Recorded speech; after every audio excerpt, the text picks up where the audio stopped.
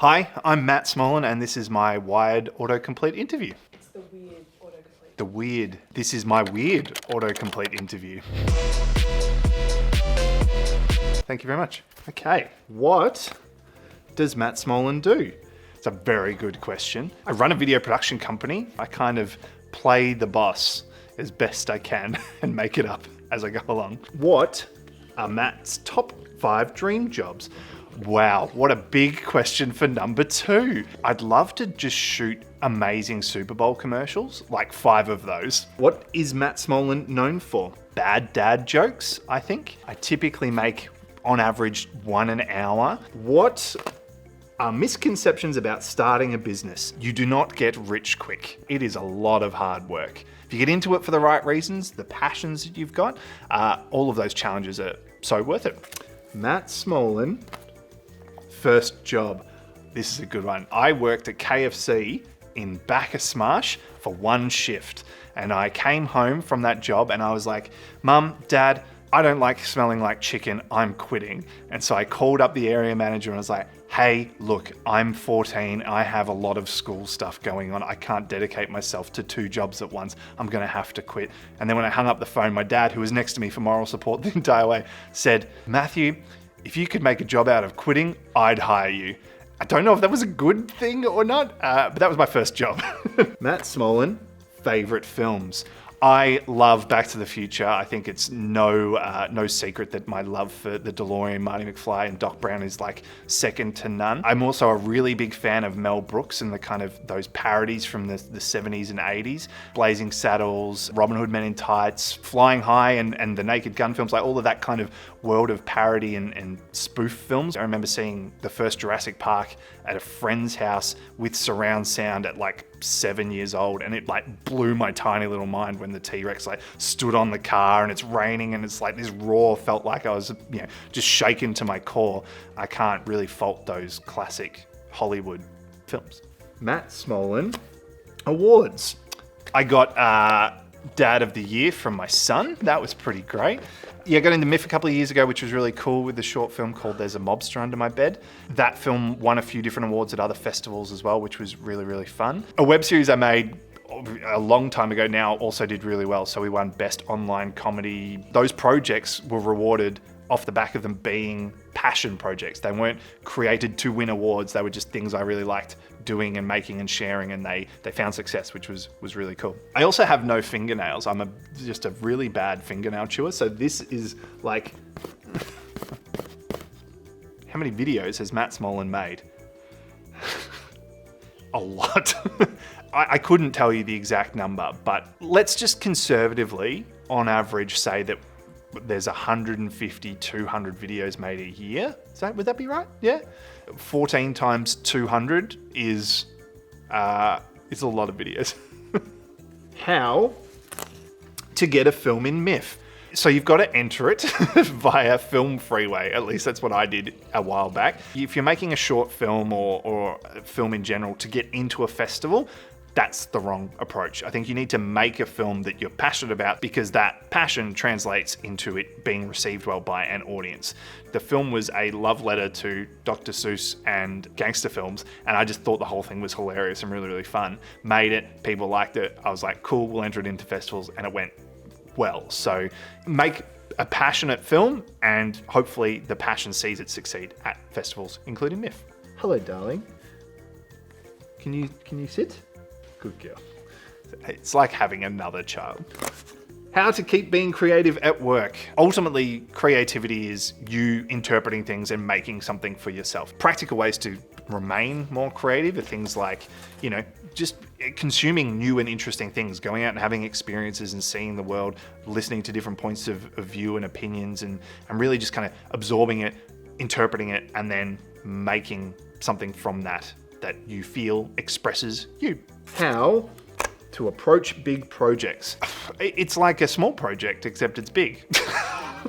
Really, it's like process, right? So a big project is only big because there's more parts to it. Like, I always think about how Peter Jackson made the 3 Lord of the Rings films back to back to back. And I'm like, that sounds insane. And he didn't sit down and go, oh my God, I'm making 9 hours of movie. What am I doing? He'd be like, right, today I've got to figure out what the storyboard is for leaving the Shire. And then he'll be like, great, Frodo talks to Sam, talks to whatever. And like, it's bit by bit, step by step, as you go, one foot in front of the other. So break that thing down into small, achievable pieces. It's how those big projects become achievable. Matt Smolin, inspirations. I'm constantly inspired by the people I get to work with. I started out doing everything myself. I was like a one-man band making all of it, shooting, editing, producing, managing, whatever. And now I get to surround myself with amazingly talented people who are so much better at everything than I am. And I get to take inspiration from them daily. I have 2 young kids and I get inspired by their just zest for life and their like completely unfiltered approach to the world. Everything is, what's that? Oh my God, it's amazing. And it's like, it's inspiring and challenges my crusty, jaded old man heart. The world is a beautiful, magical place and we're all little miracles existing on this spinning rock through space. That's awesome. Be inspired by that every single day. Matt Smolin, age. Do you want chaos in this video? I'm like a fine wine in that the longer I'm around, the better I am at what I do. I'm 33.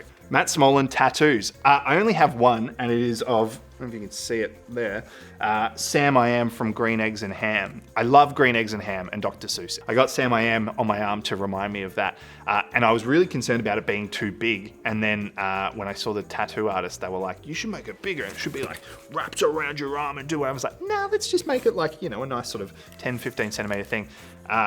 2 minutes after it was finished, I was like, it should have been bigger. So go big or go home. Matt Smolin, hair tutorial. So my hair goes right to left from my point of view. You get your left hand and you like, I'm not going to touch it because it's zhuzhed already, but you sort of like get in there and like feather it out and then away. But the idea is to boost volume and height while maintaining a shape to it. So people go, wow, look at that amazing volume in your hair. Is video a good idea for my business?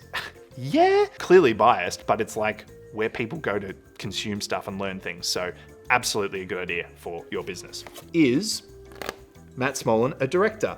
Sure am, baby. I've often described it as being the arbiter of taste, where you're kind of combining all these different people that have different opinions and ideas of how to achieve something, and you are the funnel or the arbiter of all of those ideas to make sure it gets to the same goal at the end of it. Not the question, but I am a director. Is Matt Smolin for hire? I answered that already. Sure am. Not birthday parties though. I did that as a job once. Dressed as Spider-Man and Ben 10. Yeah, it's not all glitz and glamour over here. Is Matt Smolin famous?